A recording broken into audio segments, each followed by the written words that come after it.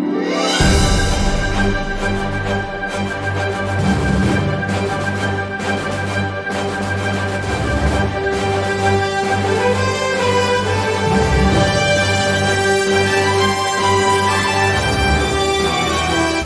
sejahtera untuk kita semua.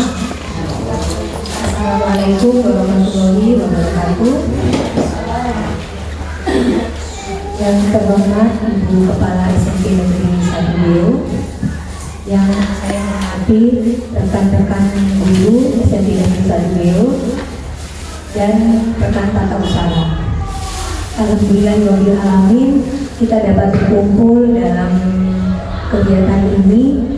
Pertama-tama saya ucapkan terima kasih kepada Ibu Kepala Sekolah, kepada rekan guru dan rekan tata usaha yang sudah mau meluangkan waktu untuk hadir dalam sosialisasi penerapan dan pemahaman budaya positif. Jadi sosialisasi ini adalah bentuk aksi nyata saya dari tugas saya di modul 1.4 sebagai calon guru penggerak Angkatan 8 Kabupaten Kepulauan Riau. Jadi Bapak Ibu, yang mau saya garis bawahi, di sini saya menyampaikan sosialisasi dan penerapan. Bukan berarti saya sebagai sumber informasi utama. Jadi kita sama-sama belajar. Dan misalkan nanti terjadi suatu beda pendapat ataupun beda persepsi, nanti kita akan diskusikan bersama. Jadi saya akan memaparkan tentang budaya positif. Sebelumnya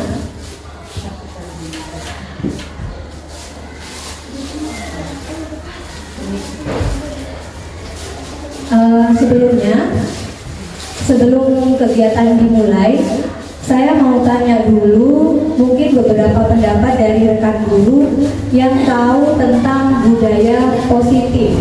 Kira-kira ketika mendengar istilah budaya positif itu apa yang menjadi pemikiran? Oh, budaya positif itu seperti apa? Mungkin ada yang ingin berpendapat.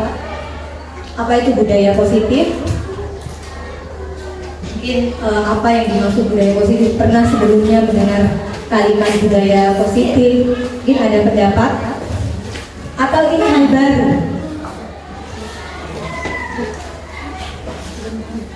Tentang budaya positif. Sebelumnya sudah pernah dengar ini budaya positif? belum pernah dengar ya sebelumnya. Nah, sepertinya ini Bapak Ibu guru masih karena habis mengajar ya, jadi masih belum konsentrasi atau belum fokus. Boleh kita tolong berdiri dulu semuanya.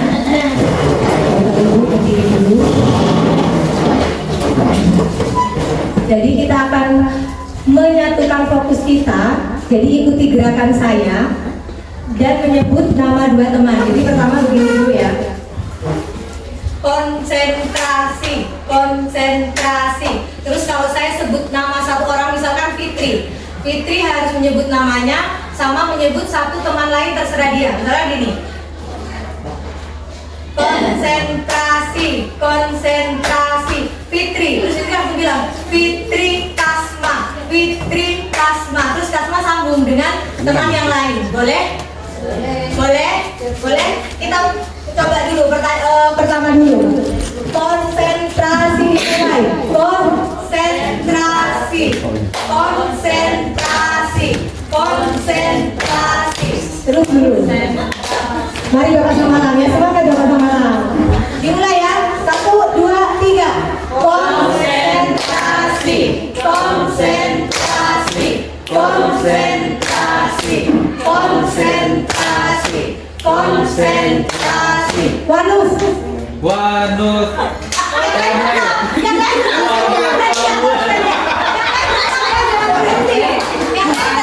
Muel. Ya. Wanus Vega atau namanya kan Wanus boleh. Ya. Yang lain yang tidak ditunjuk tetap ininya harus tetap jalan, jangan diam ya. Oke, mulai. Konsentrasi dimulai. Konsentrasi. Konsentrasi.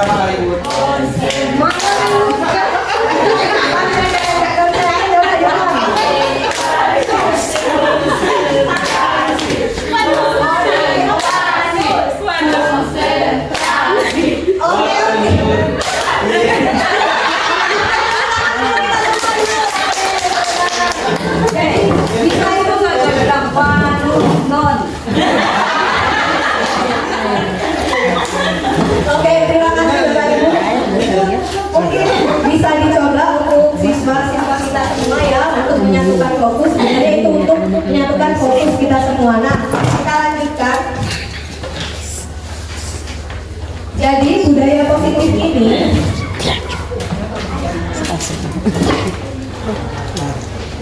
yang akan kita pelajari di budaya positif ini, yang pertama perubahan paradigma belajar, disiplin positif, nilai-nilai kebajikan, kebutuhan dasar manusia, motivasi perilaku manusia, posisi kontrol guru, keyakinan kelas, dan restitusi. Mungkin ada beberapa yang Bapak Ibu sudah pernah dengar atau ada yang baru. Jadi sebenarnya tujuan dari budaya positif ini adalah kita belajar budaya positif ingin menjadikan kita sebagai guru atau pendidik dan lingkungan sekolah dapat memunculkan rasa nyaman, aman, dan budaya positif yang ada di lingkungan sekolah tanpa ada hukuman. Tapi anak-anak sudah tahu sendiri, jadi tujuannya seperti itu. Cuma untuk kedepannya kita diskusikan lagi bagaimana sih sebenarnya budaya positif. Nah, konsep inti budaya positif yang pertama perubahan paradigma belajar. Saya minta tolong Bapak Ibu siapkan satu kertas kecil, sobekan terserah satu kertas kecil, terus di dalamnya Bapak Ibu tuliskan benda berharga atau orang berharga yang benar-benar Bapak Ibu gak bisa hidup tanpa dia. Tanpa benda itu gak bisa hidup. Misalkan orang, berarti tanpa orang itu gak bisa hidup. Pokoknya berharga sekali. Itu silakan dituliskan dalam kertas kecil. Terserah, kalau ternyata benda yang berharga berupa benda boleh. Kalau yang berharga berupa seseorang atau makhluk silakan dituliskan. Intinya di situ adalah benda atau makhluk yang ibu tidak bisa hidup tanpa dia. Kecil aja, yang penting bisa digenggam. Kecil aja, yang penting bisa digenggam di tangan. Gak usah terlalu besar, yang kecil saja.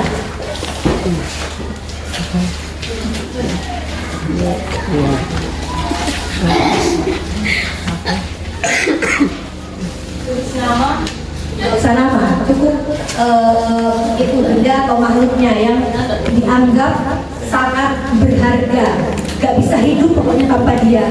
Kita mati kalau gak ada dia, gitu pokoknya. Atau gak ada benda itu, kehidupan kita itu akan terganggu. Silakan, pasti ada kan?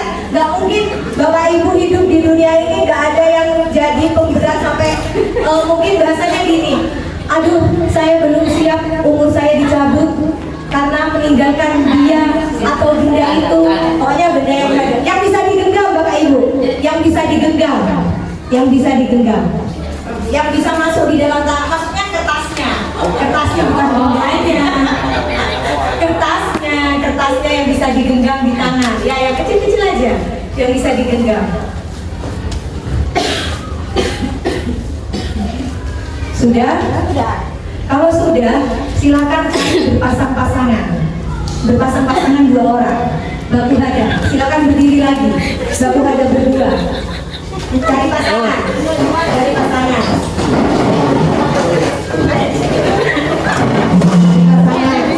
Silakan. Berarti kembali susah. Ibu cek.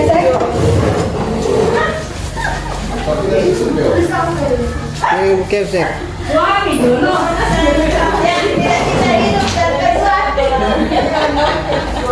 Nah, sekarang silakan pastikan dulu satu orang yang menggenggam benda berharganya, digenggam kan benda berharga ini. Terus satu orang yang lain mencoba membuka genggaman itu. Coba buka genggaman. Nah, ini berharga ceritanya. Bapak Ibu mau kasih apa enggak ke orang itu? Jadi satu orang menggenggam, satu orang berusaha membuka. Silakan. Silakan. Salah satu jangan saling genggam. Pokoknya gimana caranya Bapak Ibu menjaga itu kan berharga kan? Boleh dibuka.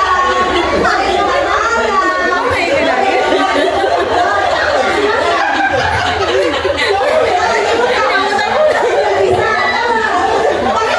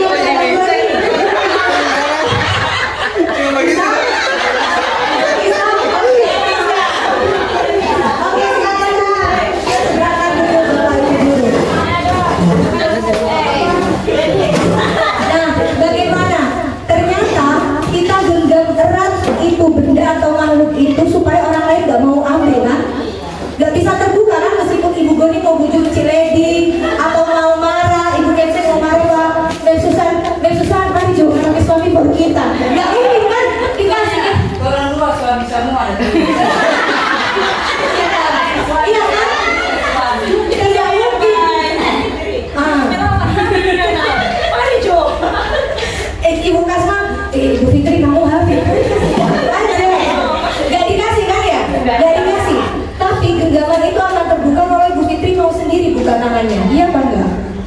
Atau Bapak Samalam, Bapak Manungga tanpa memaksa Bapak Samalam, kalau Bapak Samalam buka sendiri tangannya pasti mau ya, pasti terbuka.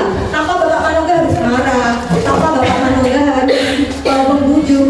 Nah, paradigma pendidikan itu sama dengan murid kita. Sebenarnya kita mau diarahkan di situ. Anak-anak sebenarnya mau kita marah, mau kita membujuk, mereka kalau nggak mau lakukan, nggak mau lakukan. Tapi ada kok yang dimarahi melakukan, tapi lihat hatinya. Pasti dulu ibu gue suruh atau aduh, aku beda suruh kayu-kayu kita suruh kerjakan itu, jadi mau nggak mau harus dikerjakan. Nah, gitu kan? Atau ibu turahan, kita mau kerjakan tugas supaya ibu turahan nggak marah. Nah, sebenarnya itu kan. Nah, paradigma perubahan yang ingin atau Kemendikbud inginkan, bagaimana anak-anak itu membuat tugas, mengerjakan aturan yang ada di sekolah dari hatinya sendiri.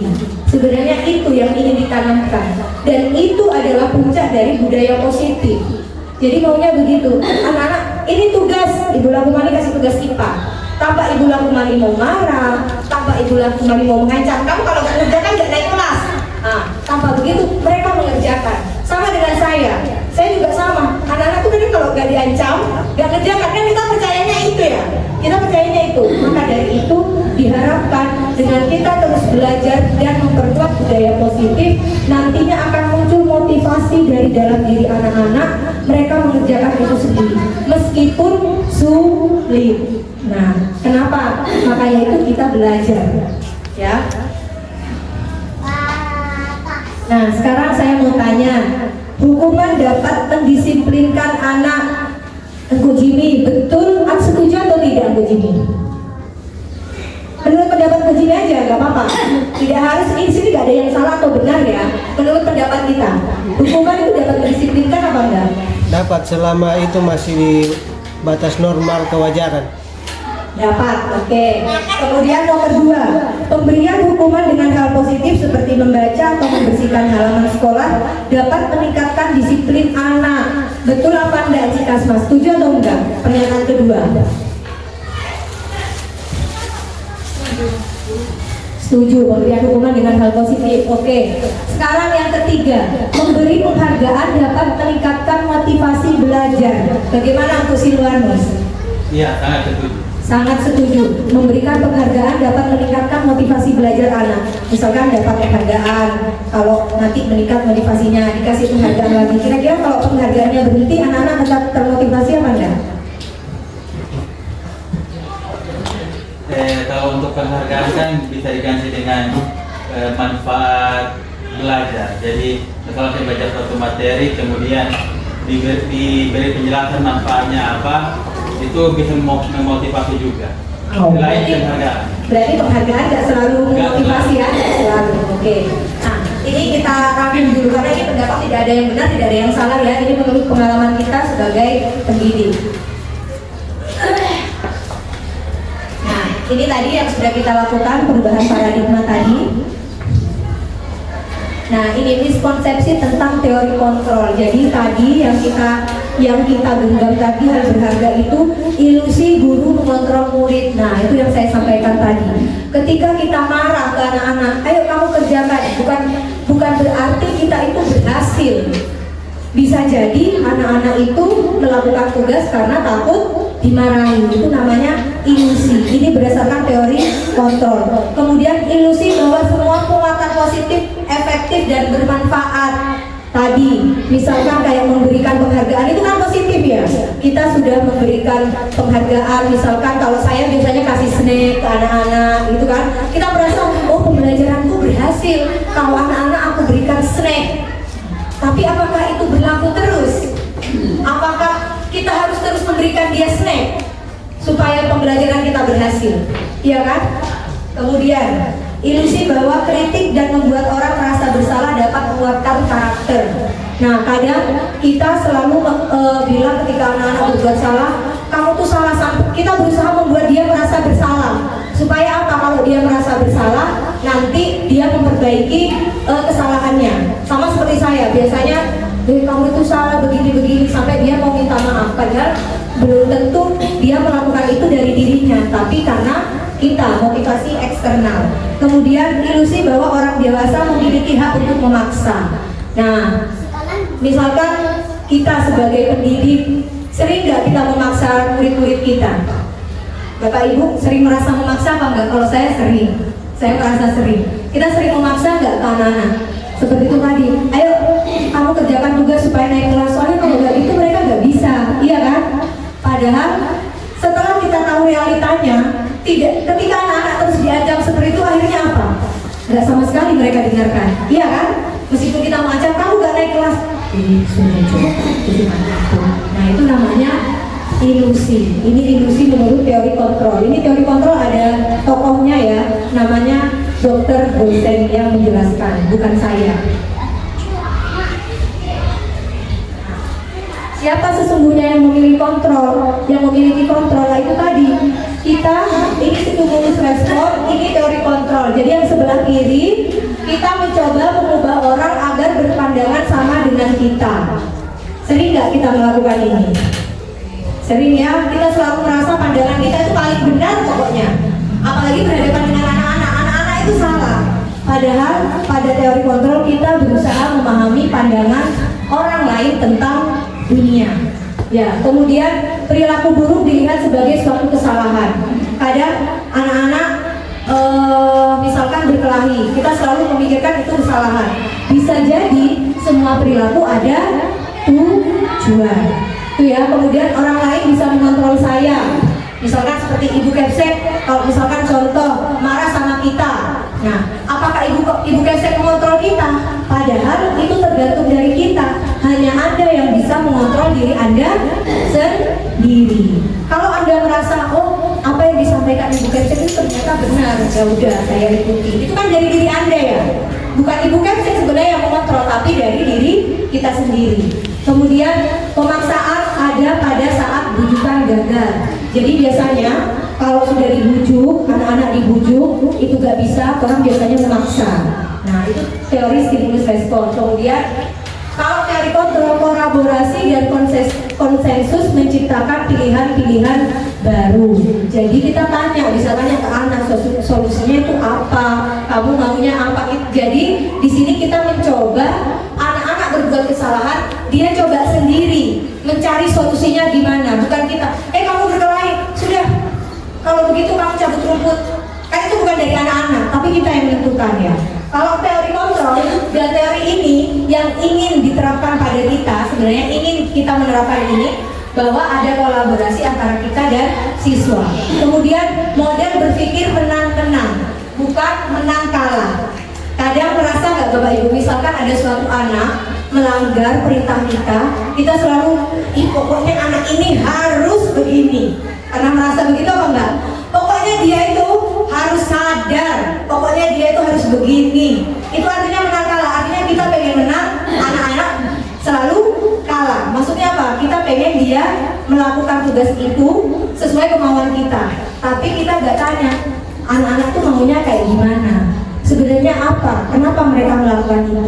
Kalau mereka sudah, kita mau, misalkan dia terlambat, dia bisa mencari solusi sendiri supaya dia tidak terlambat tanpa kita harus memarahinya, berarti kita menang. Kita menang, dia tidak terlambat, dia juga menang tanpa harus kita perintah. Itu ya, itu dari teori kontrol. Disiplin, kita sering dengar disiplin. Apa makna disiplin? Ada yang bisa menyampaikan makna disiplin? Mungkin Bapak Samalang. Kalau menurut Bapak Samalang apa disiplin? Kita sering dengar kan disiplin itu apa? Aturan kan ya? Disiplin itu aturan. Atau ada yang punya pendapat lain disiplin itu apa? Lebih banyak ke aturan kan yang kita tahu. Oh, harus masuk sekolah tepat waktu, itu kita sebut disiplin. Harus mengerjakan tugas tepat waktu, itu disiplin. Padahal makna disiplin sebenarnya adalah belajar. Jadi disiplin itu dari bahasa Latin disiplina, yaitu belajar. Jadi disiplin adalah belajar mengontrol diri sendiri.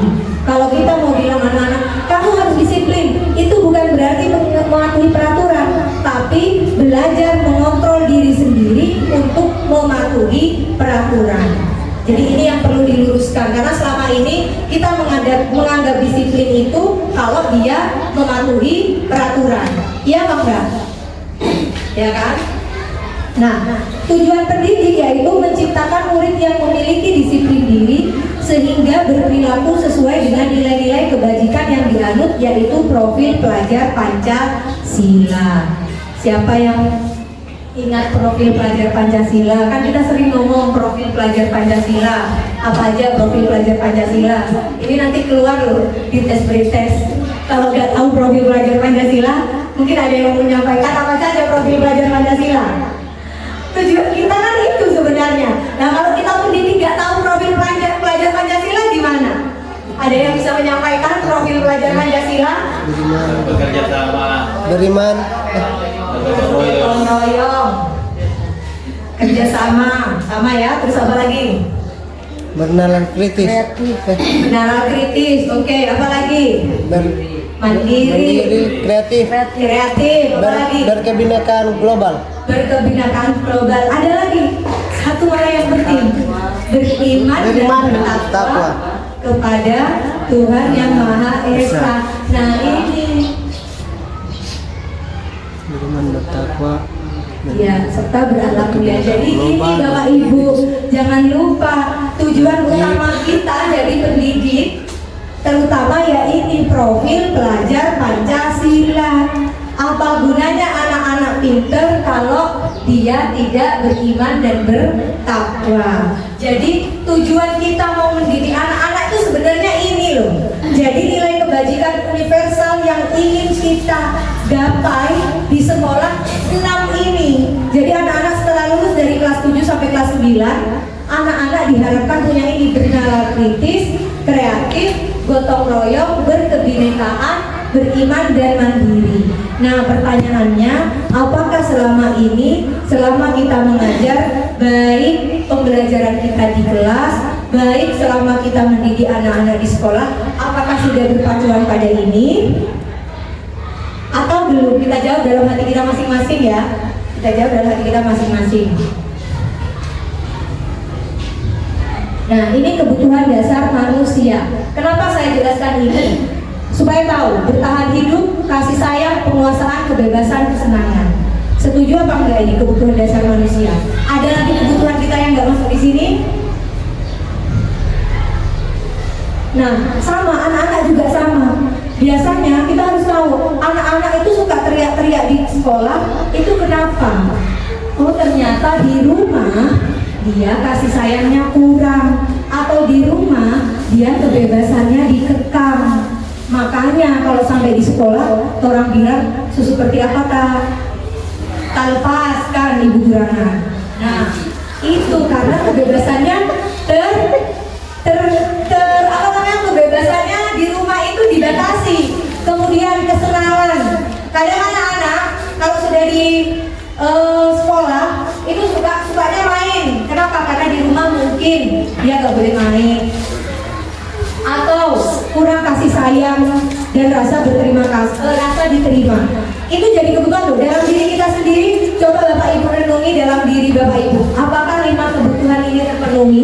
Orang yang melakukan penyimpangan, maksudnya melakukan tindakan di luar, mungkin kita, orang ini kenapa sih berbuat gini? Bisa jadi karena 5 kebutuhan dasar ini nggak terpenuhi.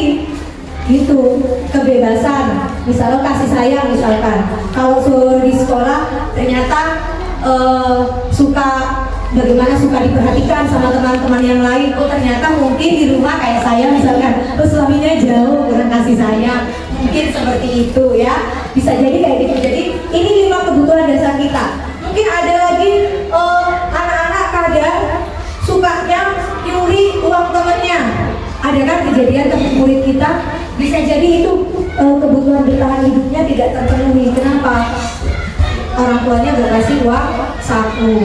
Nah, inilah kenapa kita harus tahu kebutuhan dasar anak-anak, supaya kita tahu kalau anak-anak melakukan penyimpangan, oh ternyata ada kebutuhan yang tidak terpenuhi, ya. Nah, ini teori motivasi perilaku manusia, ada 3 di situ, tapi digolongkan menjadi 2. Motivasi eksternal, dan motivasi internal. Yang pertama, untuk menghindari ketidaknyamanan atau hukuman, misalkan apa yang akan terjadi apabila saya tidak melakukannya. Kemudian untuk mendapatkan imbalan. Nah, kira-kira selama ini anak-anak kita melakukan tugas dari kita di sekolah sudah masuk dalam motivasi internal atau masih eksternal? Eksternal kan, rata-rata mereka pakai Bima Pramudia atau mereka pengen dapat imbalan atau pujian, banyak-banyak kan seperti itu kan anak-anak kita kan. Nah, diharapkan nanti kita dengan terus belajar sebagai guru bisa memunculkan motivasi internal. Atau mungkin dalam pikiran kita, aduh ngapain sih mau memunculkan motivasi internal dalam diri anak-anak. Bapak Ibu, itu tugas kita. Jadi mau gak mau, kalau kita sudah mau jadi guru, berarti resikonya bagaimana caranya kita mendidik anak-anak kita supaya dia punya motivasi internal. Kenapa ini sekarang digaungkan? Berelasi dengan apa? HP sekarang sudah marah ya, kita gak bisa membatasi anak-anak mau lihat apa. Percuma kita mau marah, paling cuma ada kita di situ, dia simpan HP, tapi nanti di tempat lain bisa aja dia lihat video porno. Iya kan? Bisa aja nanti dia melihat yang lain yang tidak kita inginkan. Tapi kalau ada motivasi internal dari dalam diri, kita sadarkan bahwa melihat video porno atau hal-hal yang tidak baik di HP itu tidak baik bagi diri sendiri, bukan karena kita marah atau memberikan imbalan. Nah, itu yang ingin dituju. Sebenarnya itu yang ingin dituju, yang ingin diharapkan oleh bukan hanya Kementerian Pendidikan, tapi diinginkan agar pendidik kita sebagai pendidik bisa menanamkan pada anak-anak bahwa semua tindakan yang dia lakukan itu berdasarkan dari dalam diri mereka. Ini juga saya belajar materi ini bukan hanya sebagai guru, tapi kalau untuk saya belum memiliki anak, saya juga belajar. Kan tidak setiap hari ya, atau tidak setiap waktu saya akan di dalam kamar mengawasi anak saya main HP.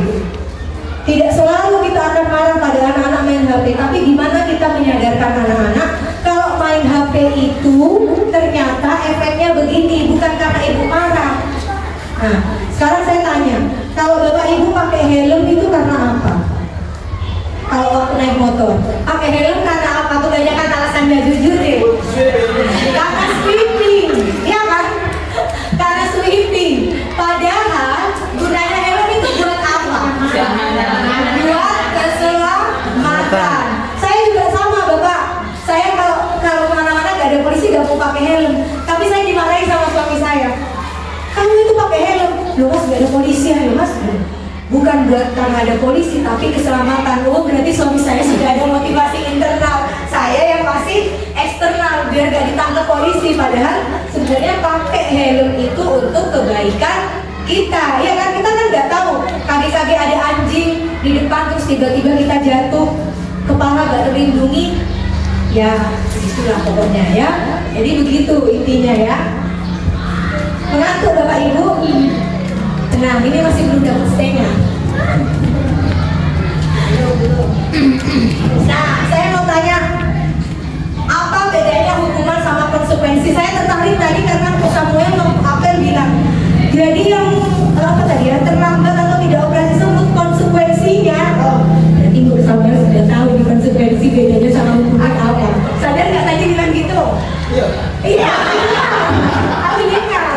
Ayo, ada yang bisa membedakan hukuman sama konsekuensi? Nah, sebelum itu kita coba di sini saya mau tanya dulu, mungkin dari Mem berdiri ke sini ya. Mencatat 100 kali di dalam buku kalimat, saya tidak akan terlambat lagi karena si anak terlambat ke sekolah. Itu hukuman atau konsekuensi? Hukuman. Kenapa Mem kok hukuman Mem?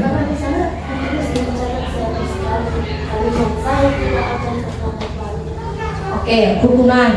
Oke, sekarang ke Ibu Goni.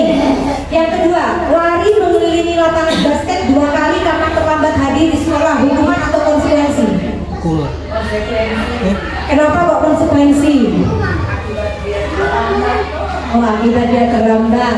Oke, yang ketiga. Haji Lady, murid diminta untuk push up 15 kali karena tidak menggunakan masker ke sekolah. Hukuman. Kenapa hukuman? Ya karena dihukum gitu. Oke. Yang keempat, menggantikan kertas tugas teman yang telah dicoret-coret, ibu kurangkan hukuman atau konsekuensi. Ya. Jadi kertasnya temannya dia coret-coret, habis itu dia ganti. Hukuman atau konsekuensi? Konsekuensi. Oke, nanti kita lihat jawabannya di belakang ya. Yang pertama salah. Yang pertama bagaimana? Sebenarnya konsekuensi karena dia terlambat berarti dia hidup. Ternyata karena dia terlambat konsekuensinya menulis 100 kali dalam itu saya tidak akan pernah. Oke, kita kunci ya jawabannya. Nanti kita cek. Iya. Membersihkan tumpahan air di meja tulis karena tersenggol pada saat belajar. Konsekuensi. Kenapa? Mesti itu. Oke. Sekarang Uncle Samuel, murid disuruh untuk mengenakan sepatu tidak mengenakan, sorry ya. Murid disuruh tidak mengenakan sepatu seharian di sekolah karena tidak mengenakan sepatu hitam. Jadi karena dia nggak pakai sepatu hitam, sepatunya dilepas, dia nggak boleh pakai sepatu seharian di sekolah. Itu hukuman atau konsekuensi? Konsekuensi. Hukuman kenapa? Konsekuensi teh. Karena nggak pakai sepatu hitam maka disebut. Terakhir, oke dua. Tadi memiliki Kan nggak pakai sepatu hitam itu jadi konsekuensi dia mesti buka itu Pak. untuk pelajaran PJOK. Itu hukuman. Kenapa hukuman? Karena hukuman itu akibat dari melanggar aturan dan diberikan secara random hukumannya, apakah di lapangan atau menulis itu diberikan secara random. Sedangkan kalau konsekuensi itu ada relasinya dari perbuatan yang kita lakukan. Oke, sekarang kita coba ya, kita cek apakah ternyata nomor 1 hukuman. Sebetulnya kenapa kok masuk hukuman? Kan dia terlambat sama mencatat. Itu kan gak ada relasinya kan? Kalau terlambat gak ada relasinya sama mencatat. Jadi dia termasuk dalam hukuman. Kalau lari sama juga lari. hukuman. Karena Kan dia terlambat, disuruh lari. Kan gak ada kaitannya terlambat sama ini ya. Terus murid diminta untuk push up, sama hukuman. Dia nggak pakai masker kok sih disuruh push up? Iya kan? Dia nggak pakai masker. Hubungannya sama suruh push up apa? Ya. Oke, nanti kita bahas. Menggantikan kertas tugas teman yang telah dicoret-coret, konsekuensi. Karena dia nyoret, berarti dia harus mengganti, konsekuensi. Kemudian membersihkan tumpahan air, konsekuensi. Ya. Murid disuruh untuk tidak mengenakan hukuman. Dia karena nggak pakai sepatu hitam, nggak boleh sepatuan seharian. Itu hukuman. Nah, yang terakhir konsekuensi. Kenapa? Loh, padahal sama-sama lari. Di atas ada lari kok dia hukuman, di bawah kok lari dia konsekuensi. Pelajaran olahraga, lari termasuk dalam pemanasan. Jadi konsekuensinya dia terlambat, otomatis kan dia jatuh pemanasan. Makanya dia jadi konsekuensi.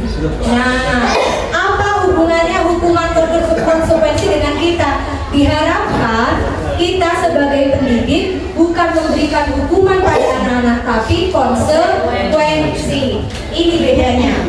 Nah, ini bedanya. Kalau hukuman sama konsekuensi, sesuatu yang menyakitkan harus terjadi. Kalau konsekuensi, sesuatu harus terjadi. Kayak tadi, dia terlambat suruh lari lapangan. Gurunya sudah sebel, kamu tiap hari terlambat, lari Jo.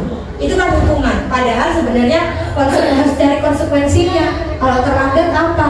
Bisa aja jam istirahatnya dikurangi karena dia terlambat masuk. Ya sudah, konsekuensinya kamu istirahatnya dikurangi.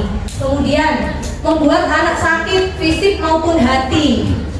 Kenapa? Karena kita kadang nggak jelaskan kan. Kita tuh nggak tanya ke anak-anak, kamu terlambat ya udah dihukum.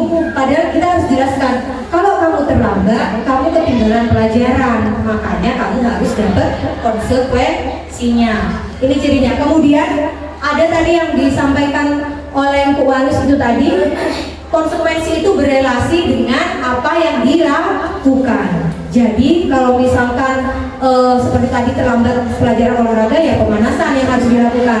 Jadi ini ya, ini bedanya konsekuensi dan hukuman. Nah, ini 5 posisi kontrol guru ini yang menarik. Ada penghukum, pemberi rasa bersalah, teman, pemantau, sama manajer. Kalau penghukum jelas ya. Jadi ciri-cirinya begini. Kalau dalam teori ini 5 posisi kontrol guru. Penghukum itu ciri-cirinya orangnya suka marah. Anak-anak salah gak tanya alasannya, langsung dihukum. Entah itu hukumannya berkaitan sama salahnya apa enggak. Kalau pemberi rasa bersalah itu biasanya, kenapa Bu Jimmy bisik-bisik? Kalau pemberi rasa bersalah itu misalkan dia kayak, kamu ini mengecewakan ibu tiap hari terlambat. Padahal ibu sudah kasih tahu, tapi kamu nggak mau dengarkan. Ibu harus gimana lagi? Itu pemberi rasa bersalah. Suaranya lebih halus, tapi kayak mau menyalahkan gitu. Kalau teman ini begini, ayolah bro, jangan terlambat bro. Ya udah, lain kali jangan terlambat ya. Sekarang bapak loloskan. Tapi hari ini lain kali jangan terlambat lagi. Itu teman. Kalau pemantau begini, kamu terlambat ya? Iya, terlambat. Konsekuensinya apa terlambat? Istirahat dikurangi 15 menit. Oke, jalankan. Itu pemantau. Jadi dia cukup tanya, kamu kesalahannya apa? Kalau sudah tahu, konsekuensinya apa? Itu pemantau. Dan yang terakhir ini manajer. Jadi manajer itu, posisi manajer itu menanyakan kesalahannya, kemudian menanyakan alasannya, menanyakan solusi apa yang harus dilakukan kalau dia melaksanakan kesalahan itu lagi. Ini posisi manajer. Tidak harus dengan lemah lembut, tidak harus dengan sabar, tapi dengan ketegasan. Ini manajer. Dan posisi 5 ini yang diharapkan bisa kita terapkan sebagai guru. Nah, coba Bapak Ibu mengakui dalam diri masing-masing selama ini dari ke-5 posisi ini Bapak Ibu di posisi berapa? Teman kita. Kalau Ibu Mama Langgo di posisi berapa dari ke-5 ini? Kalau saya akui, saya di posisi pemberi rasa bersalah sama teman. Biasanya kan saya cuma ngomong terus, ayolah jangan gitu. Kalau Ibu Mama Langgo di posisi berapa? Pemberi rasa bersalah dan teman. Oke. Kalau Anji ada mungkin ada. Hah? Kalau Ibu Lakumani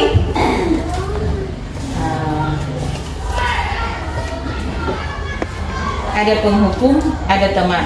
ada penghukum, ada teman. Oke. Kalau Bapak penghukum sama kalau Bapak Manongga penghukum sama teman. Sering marah-marah Bapak Manongga. Mas, alasan saya nggak pernah dengar Bapak Manongga. Kayaknya nggak pernah nih. Teman, Bapak. Oh, Lebih ke teman. Jadi ini ya Bapak Ibu, ini 5 posisi kontrol. Gak apa-apa kalau kata instruktur saya waktu itu adalah Direktur Yayasan Sekolah Kristen di Riau, sekolah swasta. Beliau warganya Mudu. Saya kaget, saya kira Mudu itu kan dari sini ya, Sulawesi Utara. NTT ya. Ternyata beliau adalah direktur sekolah yayasan di Riau. Luar biasa waktu itu memberikan materi sama saya. Gak apa-apa, masih ada di posisi itu. Kan kita masih belajar, tapi Bapak Ibu berusahalah menjadi manajer. Jadi ibu mencontohkan pengalaman beliau selama menjadi guru, kemudian menjadi kepala sekolah, kemudian menjadi direktur sekarang. Memang anak-anak itu kita kadang-kadang pengen anak-anak langsung berubah saat itu juga ya. Tapi seperti ini, dengan kita menjadi posisi manajer, memang kita tidak bisa melihat anak-anak langsung berubah saat itu juga. Bisa jadi tidak berubah saat SMP, tapi nanti bisa berubah saat SMA. Yang penting, Bapak Ibu, katanya Ibu Mudo, kita mulai beralih, meninggalkan terutama yang nomor 1, penghukum sama marah-marah. Kalau boleh, silakan itu dihindari. Kita berpindah ke posisi-posisi lain. Nanti dari teman ke pemantau kalau sudah jadi manajer. Jangan sakit hati kalau anak-anak gak berubah, gak apa-apa. Tapi bukan berarti, ingat ya catatannya, bukan berarti posisi manajer ini lembah lembut, terus selalu mengiyakan, enggak, tetap tegas. Jadi manajer ini gambaran ideal seorang guru, gambaran idealnya ya. meskipun kita, aduh Ci, belum orang susah mau jadi begini, iya memang susah, saya juga susah. Makanya kita belajar, ini hanya gambaran ideal. Jadi posisi manajer itu ada di tengah-tengah. Dia tidak memanjakan siswa, tapi dia juga tidak menghukum siswa. Tapi kita tak cari alasan kenapa dia melakukan salah seperti itu. Kemudian solusinya. Nah, ini yang menarik. Kemarin saya coba praktekkan ke anak-anak buat kesepakatan kelas. Saya suruh anak-anak buat peraturan, kemudian ganjarannya kalau melanggar peraturan tersebut. Ternyata anak-anak kita lebih banyak membuat ganjarannya itu hukuman fisik. Misalkan terlambat lari jonci 1 kali lapangan. Terus misalkan tidak mengerjakan tugas, nanti suruh bersih-bersih WC Jo. Terus saya jadi mikir, oh berarti selama ini yang kita contohkan pada anak-anak itu adalah hukuman fisik. Sehingga yang terpatri di sini hukuman itu, konsekuensi itu harus fisik. Padahal ada konsekuensi lain apa? Nah itu yang harus kita cari, kita pelajari lagi. Bagaimana caranya memberikan konsekuensi ke anak-anak tanpa harus hukuman secara fisik, kecuali olahraga tadi ya, karena dia tidak mengikuti pemanasan. Nah ini ya contohnya ya, misalkan ada kasus murid tidak memakai atribut lengkap saat upacara bendera. Kalau kehukum pernah pada bendera selama 1 jam. Ini kalau kehukum. Kalau memberi rasa bersalah, berapa kali ibu memberitahu kamu, tapi kamu selalu mengecewakan ibu. Ini ya. Kalau teman, ayo dong ikuti aturan sekolah. Ya sudah, lain kali jangan diulangi lagi. Ini kalau teman. Nah, kalau pemantau, ini seperti yang saya sampaikan tadi. Nah, kalau manajer, kita tanya, kamu tahu nggak kesalahanmu itu apa? Kemudian mengapa kamu tidak memakai atribut lengkap? Ada anak-anak yang memang berdusta, ya kan? Tapi ada anak-anak yang jujur. Memang dia tidak punya uang atau bagaimana. Terus bagaimana kamu memperbaiki? Jadi diharapkan kita nantinya atau budaya di sekolah kita nantinya bisa menjadikan guru sebagai manajer. Nah sekarang tes dulu, sudah ngerti atau belum? Uji Kasman. Kalau kata-kata ini saya kecewa sekali dengan kamu, posisi apa itu? Posisi tadi dari 5 tadi. Memberi rasa bersalah. Oke. Untuk Jimmy, kamu tidak pernah benar melakukannya. Ini apa Bu Jimmy? Posisi kontrol apa? Marah ini berarti. Posisi kontrol apa? Hah? Hukum. Soalnya Bu Jimmy tadi waktu saya bilang itu bisik-bisik gitu. Bisik-bisik siapa? Gak tahu ya. Kemudian apa rencanamu untuk menyelesaikan masalah ini? Ini termasuk apa Ibu Melio? Manajer. Oke. Ayo lakukan ini demi Bapak. Ini apa berarti? Teman. Oke. Sudah ini ya berarti sudah paham berarti ya 5 posisi kontrol. Nah, ini ya, ini keyakinan kelas. Jadi awalnya kita buat dulu kesepakatan. Kemudian setelah kesepakatan peraturan, setelah peraturan jadi keyakinan kelas, jadi lingkungan positif, jadi budaya positif. Jadi kita berharap dari peraturan yang kita buat nanti kita akan bisa rubah jadi keyakinan kelas. Nanti lebih lanjut saya jelaskan. Kemudian nantinya jadi budaya positif. Saya bayangkan kalau seandainya sekolah sudah tercipta seperti itu, betapa enaknya kita sebagai guru Kang. Sudah usah marah-marah. Datang ke sekolah, anak-anak ada yang terlambat. Kamu kenapa kok terlambat? Ini alasannya. Terus solusinya apa? Dia bisa cari solusi sendiri. Kita sudah gak usah marah, ya kan? Sudah sadarnya, sudah silakan lakukan solusinya. Nah itu mimpi ya. Semoga mimpi menjadikan lingkungan sekolah kita jadi budaya positif ini terwujud ya Ibu Turangan. Amin. Amin. Jadi ini mimpi. Tapi memang Bapak Ibu memang susah dan ini lama ya. Gak bisa ini 1-2 tahun memang kita mau menuju budaya ini. Kenapa saya bisa bilang seperti itu? Saya pernah berpengalaman seperti yang saya pernah ceritakan. Saya mengajar di salah satu SMA di Malang.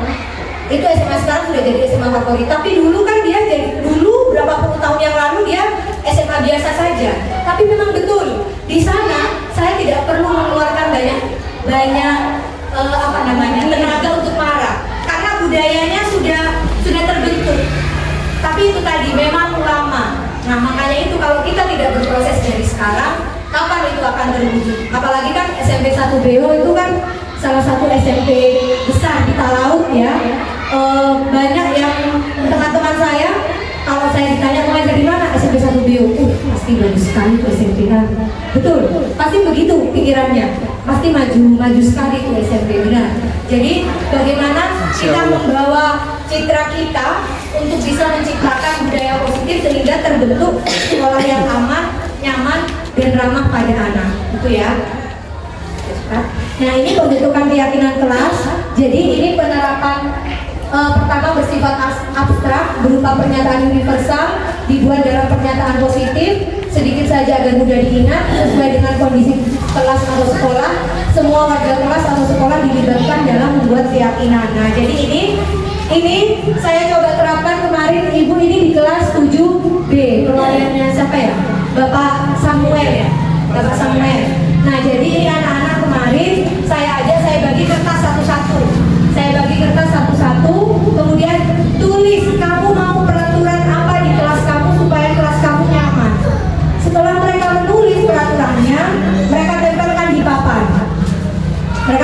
papan. Terserah, tiap anak boleh membuat, terserah. Kemudian setelah itu, setelah mereka menuliskan, nah kita tuliskan peraturannya. Ini yang tulisan saya ya. Peraturan di sebelah kiri kita tuliskan semua peraturan yang anak-anak tulis. Kalau sama kita tulis satu kali. Setelah itu kita rubah ke kalimat positif. Nah, setelah dirubah ke kalimat positif namanya jadi kesepakatan kelas. Saya rasa kalau kesepakatan kelas ini sudah sering didengar ya. Jadi kalau sudah jadi kesepakatan kelas, anak-anak berjanji harus mematuhi ini. Jadi harus mematuhi kesepakatan kelas yang dia buat sendiri. Misalkan harus rajin masuk sekolah, mereka sendiri yang buat. Jadi harus rajin. Ganjarannya apa? Nah, nanti kita tentukan sendiri apa konsekuensinya. Kalau anak-anak bilang itu ganjaran ya, konsekuensinya itu kita tulis dari kalimat peraturan dirubah ke kalimat positif jadi kesepakatan kelas, kemudian dirubah jadi keyakinan kelas. Jadi keyakinan kelas itu bukan peraturan, bukan kesepakatan ya, tapi nilai-nilainya. Misalkan harus rajin masuk sekolah, itu apa? Disiplin. Jadi ditulis disiplin. Harus bisa mengontrol diri supaya datang ke sekolah tepat waktu. Kemudian ada tidak boleh mencontek, itu berubah menjadi percaya pada diri sendiri saat ujian. Berarti nilainya percaya diri. Itu keyakinan kelas. Kemudian bertanggung jawab. Nah, jadi diharapkan anak-anak bisa menerapkan toleransi dan saling menyayangi. Terutama ini ya, karena kejadian di kelas 7 dulu, dan sekarang kelas 8 kan banyak kasus bullying. Nah, jadi saya menekankan ke anak-anak untuk toleransi dan saling menyayangi. Gak tahu, kita coba cek apakah ke depan kasus bullying ini berkurang dengan mereka menyadari bahwa harus saling bertoleransi dan saling menyayangi. Nah, jadi ini keyakinan kelas. Saya minta pada anak-anak membuat kesepakatan kelas ini ditaruh di kertas manila ya, ditempel di kelas, boleh dihias. Kemudian keyakinan kelas juga sama, supaya sama-sama baca. Nah, nanti wali kelas atau guru-guru yang masuk di kelas, misalkan ada anak-anak yang melanggar dari satu kesepakatan kelas, silakan ditindaki untuk bertanya pada teman lain konsekuensinya apa. Kayak kemarin di 8D lucu, 9D, kelasnya sama Sigan Laki. Saya buat keyakinan kelas seperti ini kan, dilarang mengejek nama orang tua.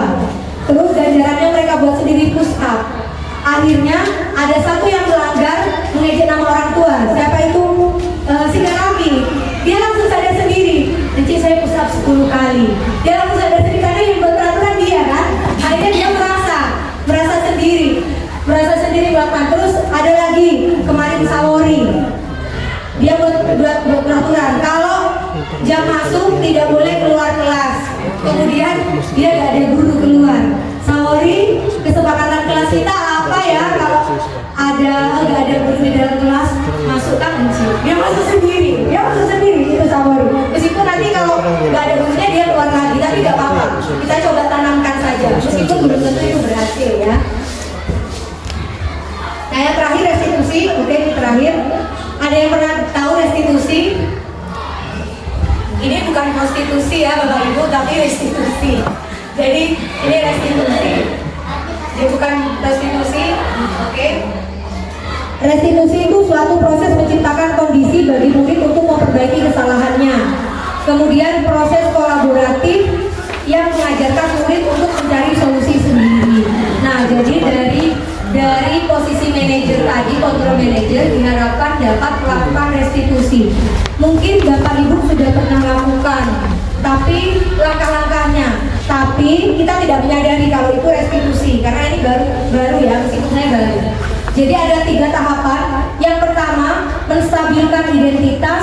Yang kedua, validasi tindakan yang salah. Yang ketiga, menanyakan keyakinan. Jadi, nggak tahu guru BK sudah pernah dengar ini? Restitusi? Oh, oke. Jadi, ini adalah apa ya? Sebenarnya langkah-langkah untuk pemecahan masalah. Yang pertama, menstabilkan identitas. Jadi, kalau anak berbuat salah, kita jangan langsung, kamu ini salah. Tapi tanya, kenapa? Bapak Ibu juga pernah berbuat salah begitu. Kayak kita membesarkan dulu hatinya ya. Biar dia tuh langsung nanti cerita. Bapak juga pernah berkelahi dulu zaman SMP, baku rebut cewek. Nah, begitu. Itu namanya menstabilkan identitas. Kemudian validasi tindakan yang salah. Setelah itu kita baru menanyakan, kira-kira berkelahi itu salah atau betul? Jangan kita yang bilang salah, tapi tanya sendiri ke dia, salah atau betul? Nah, kalau dia masih bilang betul, kenapa alasannya kok kamu bilang betul? Salah. Kenapa? Ditanya juga, kenapa kok salah? Nah, ini namanya validasi tindakan. Mungkin sudah pernah kita lakukan ya, kalau menghadapi siswa pernah tanya alasannya kenapa dia melakukan salah. Sudah ya, rata-rata ada yang pernah tanya, meskipun itu udah tahu langkahnya. Baru yang terakhir, nah ini yang biasanya kita lewati, menanyakan keyakinan. Kira-kira bagaimana kamu akan mengatasi masalah ini? Rata-rata dari kita kan kalau anak-anak berkelahi, sudah Jo, kamu lari Jo, atau panggil Jo orang tua, begitu kan? Karena sudah dia melakukan perkelahian. Kalau melakukan perkelahian berkali-kali, mungkin sudah saja lakukan dipanggil. Tapi kalau satu kali, mungkin kita bisa tanyakan dulu kira-kira mau mengatasi itu bagaimana, supaya tidak terjadi mereka berkelahi lanjutan di belakang, untuk memastikan bagaimana kalau keluar sekolah apa mereka mau melakukan ini apa enggak. Kalau kita cuma menghukum di sekolah tapi gak ada kesadaran dari diri, akhirnya ketika sampai di luar mereka berkelahi lagi kan, seperti murid kita kan, karena dia gak sadar kalau ternyata berkelahi itu mungkin merugikan dia atau bagaimana. Nah, pada segitiga restitusi ini ada pertanyaan dalam diri saya, apakah ini berhasil kalau cuma guru yang menjalankan, ya kan, tapi tidak didukung orang tua. Nah, dari sinilah kenapa kita diharapkan untuk bekerja sama dengan orang tua dan komite sekolah untuk menciptakan budaya positif di sekolah. Jadi ini ya Bapak Ibu, jadi dari restitusi ini kita diharapkan untuk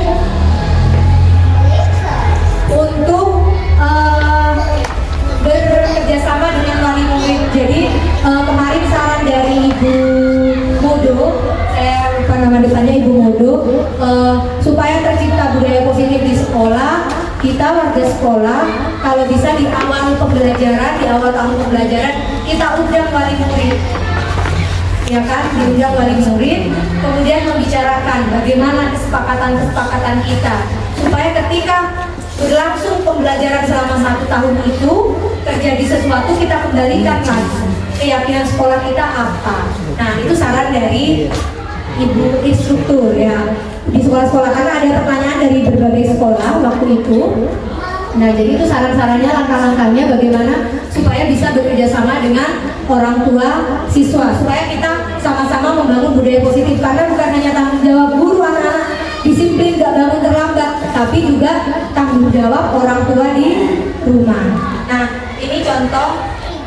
Jadi ketika siswa melakukan salah, kita panggil, kita bicara berdua, tanyakan kenapa melakukan salah. Ini menstabilkan tindakan. Kemudian ini validasi. Untuk video lengkapnya ada di YouTube saya, ya, karena kita terbatas oleh waktu. Habis ini juga ada jam pelajaran.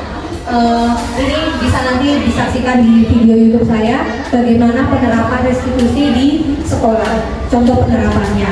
Nah, mungkin dari sini ada yang mau ditanyakan dulu? Ada yang mau ditanyakan dulu? Sudah tidak ada? Oh, Bapak Ibu boleh berdiri dulu untuk penutupan. Satu kali lagi berdiri dulu Ibu Tudana. Berserah dulu. Satu kali untuk penutupan. Bapak Ibu tahu lagu 1 ditambah 1 sama dengan berapa? 2. Terus 2 ditambah 2.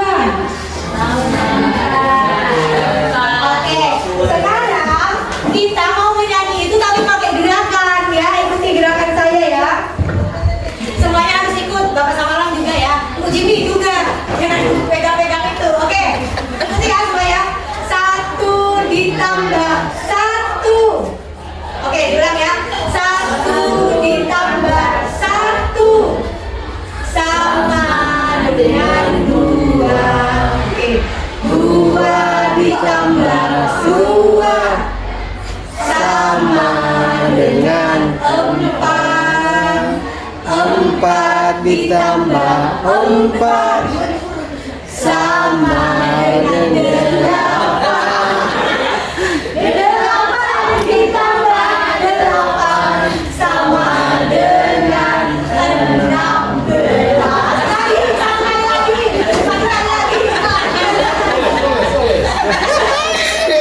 Ayo, 1 ditambah 1 sama dengan 2. 2 ditambah 2 sama dengan 4. 4 ditambah 4 sama dengan 8. 8 ditambah 8 sama dengan 16. Oke. Terima kasih atas waktunya. Terima kasih sudah meluangkan waktu untuk saya mengerjakan tugas-tugas saya, Bapak Ibu. Mungkin kedepannya akan banyak saya minta bantuan Bapak Ibu, dan saya berharap juga nanti ada guru-guru lain yang juga bisa berbagi informasi tentang ilmu yang sudah diperoleh. Sebagai pengumuman, orang teman-teman dan Jimmy ikut pembatik ya. Jadi pembatik itu, saya jelaskan, pembatik itu Bapak Ibu ada 4 level. Jadi kalau dia lulus sampai level 4, dia bisa menjadi duta teknologi mewakili Sulawesi Utara.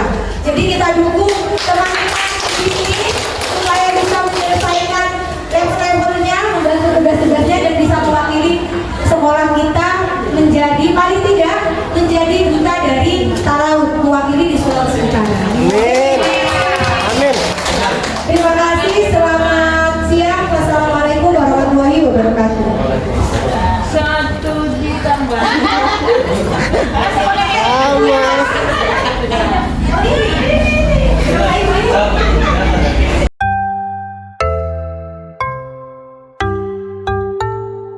Nama Valentino Sigarlaki, kelas dari 9B.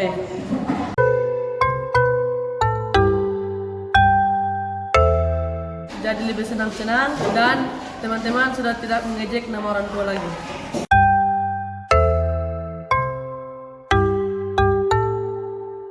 Nama saya Dr. Anda Roslin Justisia Lakumani, jabatan di SMP Negeri 1 Beo, adalah wakil kepala sekolah dan saya mengajar mata pelajaran IPA.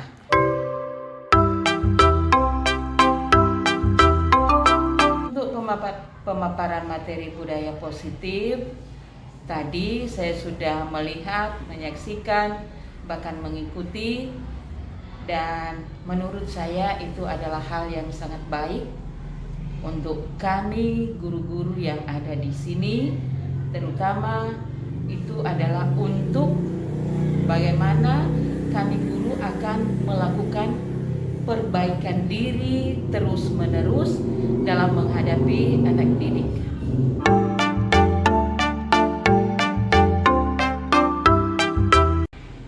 pemaparan materi tadi, selain materinya sangat bagus, juga pembawa materinya sangat bagus.